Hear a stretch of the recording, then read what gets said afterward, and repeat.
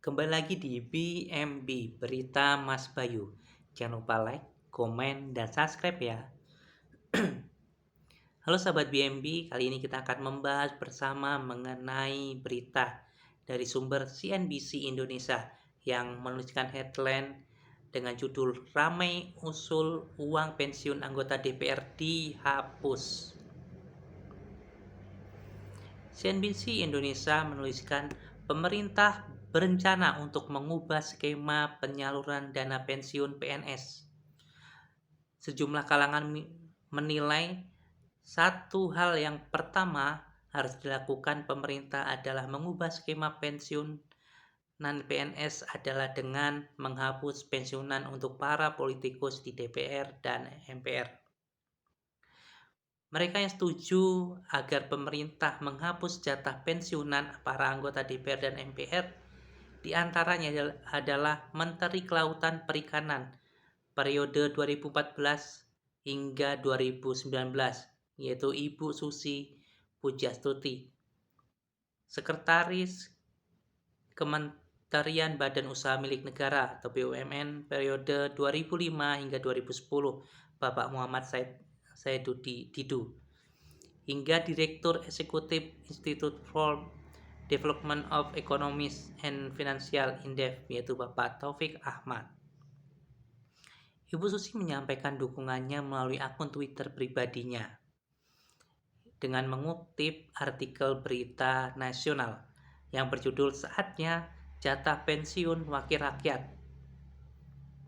Ibu Susi juga sebelumnya menyatakan dukungannya agar para menteri ataupun mantan menteri tidak perlu diberi pensiun. Saya setuju seperti kami menteri juga tidak perlu diberi pensiun. Senada juga disampaikan oleh Pak Muhammad Didu melalui akun Twitternya. Dia menilai pensiunan yang diterima pegawai negeri sipil atau PNS dengan wakil rakyat tidak adil. Gambaran ketidakadilan itu dia sampaikan dengan mengilustrasikan asumsi masa kehidupan di dunia, baik PNS dan wakil rakyat pada umur 70 tahun. ASN masuk umur 25 tahun, pensiun umur 60 tahun. 35 tahun bayar iuran, menerima pensiun hanya 10 tahun.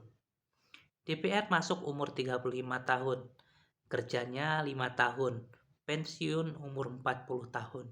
Hanya 5 tahun bayar iuran, tapi terima pensiun selama 30 tahun.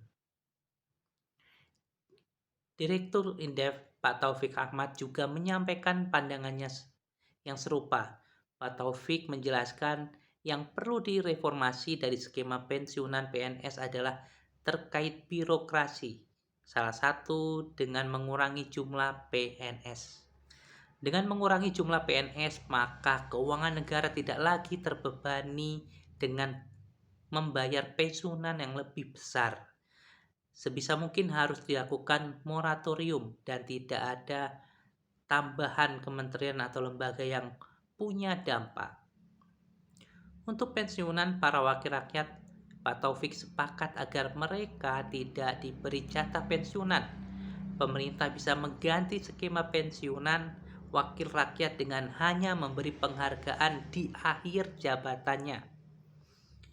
Sudah selesai masa kerjanya, hak dia yang dipotong dari gajinya ditaruh di akhir, karena kalau diberikan pensiunan harus berkepanjangan.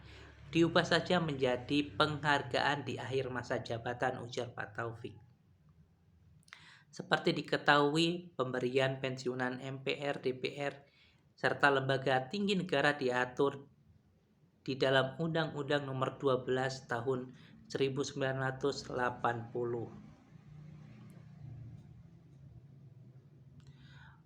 Menteri Keuangan Sri Mulyani juga mengungkapkan dana pensiun aparatur sipil negara atau ASN telah membebani anggaran pendapatan dan belanja negara atau APBN karena pemerintah harus menanggung belanja pensiun seluruh PNS baik dari pusat TNI, Polri hingga PNS di daerah.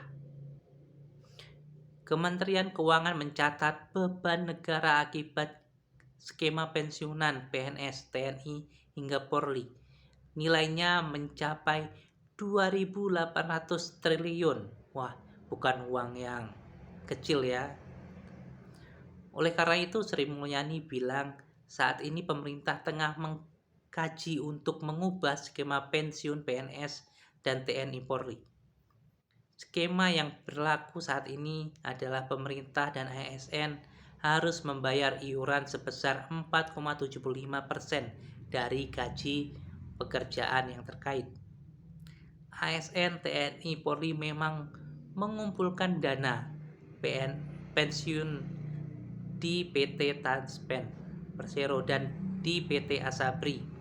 Tetapi untuk pensiunan mereka enggak pernah membayarkan APBN penuh, ujar Bu Sri Mulyani. Bagaimana tanggapan sahabat-sahabat BNP setelah mendengar berita ini bahwa PNS, ASN, TNI Polri itu mendapat tunjangan yang begitu besar dalam dana pensiunannya, yaitu sekitaran 2.800 triliun.